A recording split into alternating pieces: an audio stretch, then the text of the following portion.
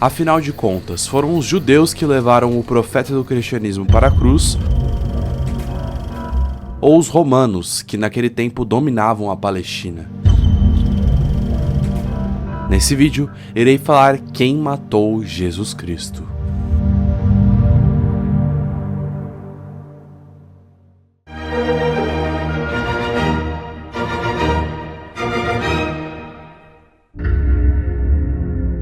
Opa, eu sou o Loconte e esse é o Conhecimento Expandido. O batismo de Jesus e sua crucificação são considerados dois fatos historicamente certos sobre Jesus, sendo frequentemente o ponto de partida para o estudo do Jesus histórico. Durante milênios, a Igreja Católica dedicou-se a classificar os judeus como assassinos de Deus. Hoje, porém, os historiadores se inclinam a reconhecer que foram os romanos, e não os judeus, que mataram o profeta. Nesse vídeo, irei me aprofundar mais sobre esse tema, de uma maneira neutra e imparcial. Eu gostaria de pedir, por favor, caso você goste do conteúdo de geopolítica, história e economia, para deixar um like e se inscrever no canal, pois isso ajuda demais. Também tenho um novo sistema de membros agora, caso alguém queira ajudar financeiramente o desenvolvimento do canal. Conheça agora a CE Store Brasil, a loja de camisetas engajadas do Conhecimento Expandido. Quer ajudar o canal e ainda demonstrar suas ideias e admiração por figuras históricas e políticas? Então compre agora sua camiseta enviesada.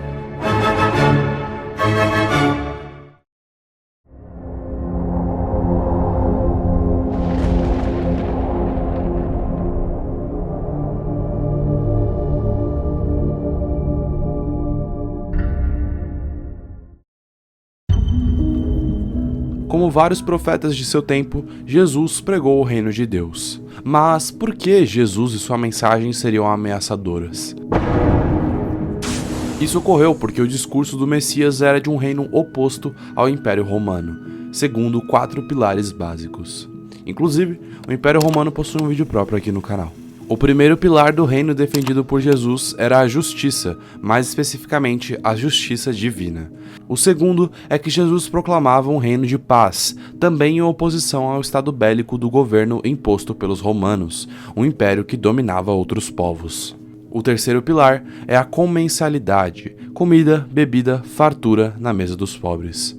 Por fim, Jesus falava de um reino de igualdade com a coparticipação de todos.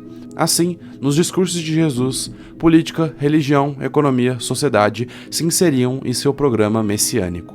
Não estava claro onde começava a política e terminava a religião, nem onde terminava a religião e começavam as questões sociais. Tudo estava interligado. As autoridades romanas que serviam na região já estavam mapeando os movimentos de Jesus. Em 26 d.C., o imperador romano Tibério nomeou Pôncio Pilatos prefeito da província romana de Judéia. Como prefeito romano, Pilatos recebeu o poder de um juiz supremo, o que significava que ele tinha autoridade exclusiva para ordenar a execução de um criminoso. Como governador da Judéia, Pilatos enfrentou um conflito de interesses entre o Império Romano e o Conselho Judaico de Sinédrio. É possível que, em um primeiro momento, Jesus até tenha sido julgado pela alta corte sacerdotal e acusado de blasfêmia por ter desafiado o poder do templo. No entanto, é apontado que Sinédrio enviou Jesus ao romano Pilatos para que fosse julgado por ele. Quando Pilatos perguntou a Jesus se ele era o rei dos judeus, ele afirmou que Jesus abraçou o título, o que ele nunca fez. Essa acusação foi a justificativa forjada para o assassinato de Jesus, sendo considerada um ato de traição pelo governo romano. Dessa forma, os romanos mataram Jesus como uma ameaça política, como mataram muitos outros profetas, bandidos, rebeldes durante o primeiro século. Além disso, a crucificação era uma forma de pena de morte desconhecida pelos judeus. Eles usavam em suas condenações o apedrejamento, a decapitação e a degola. A crucificação era uma especialidade dos romanos, usada com os rebeldes políticos. Além disso, nos tempos de Jesus, quando a Palestina era ocupada pelo poder romano, as autoridades judaicas tinham perdido o poder de condenar à morte. Se as autoridades judaicas estivessem diretamente envolvidas, Jesus teria sido apedrejado, como Estevão foi em Atos 7. Somente as autoridades romanas podiam autorizar crucificações, e muitas vezes o faziam em uma escala enorme. A rebelião e a crucificação do exército de Espartacus são testemunhas do poder implacável do Império Romano.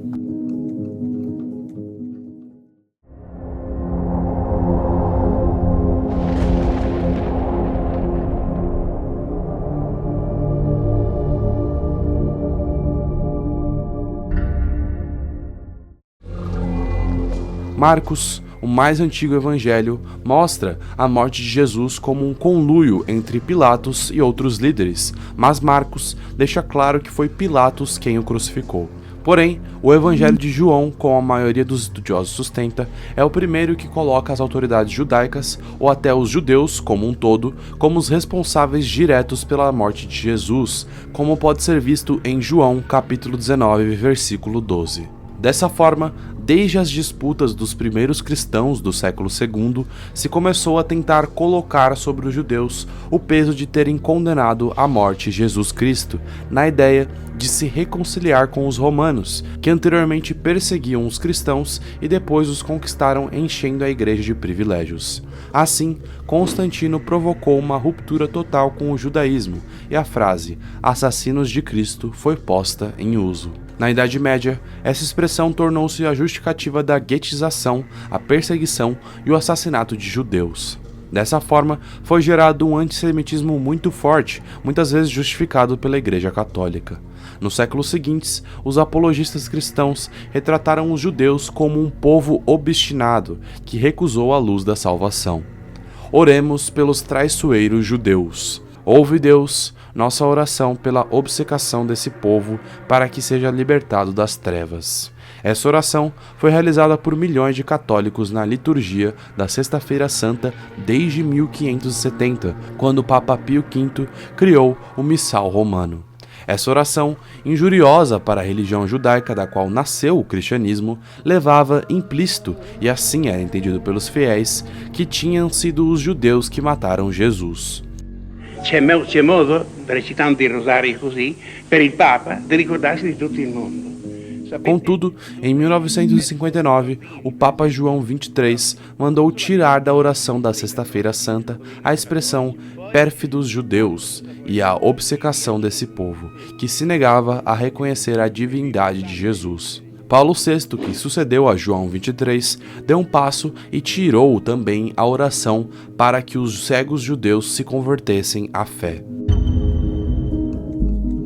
Jesus era um judeu que se proclamou sempre fiel seguidor da religião de seus pais e que queria que a religião judaica não ficasse restrita apenas a um povo, mas que se abrisse também aos gentios e pagãos, aos não circuncisados. Contudo, graças a essa concepção dos judeus serem os assassinos do profeta cristão, o judaísmo acabou se isolando e sendo isolado cada vez mais nos séculos subsequentes à morte de Jesus. Bom pessoal, o vídeo foi esse. Qualquer dúvida ou crítica é só deixar nos comentários. Lembrando que a sua opinião é muito importante, assim tentarei responder o mais rápido possível. Se tiverem gostado do conteúdo, por favor deixa o like e se inscreva no canal. Mas é isso, valeu!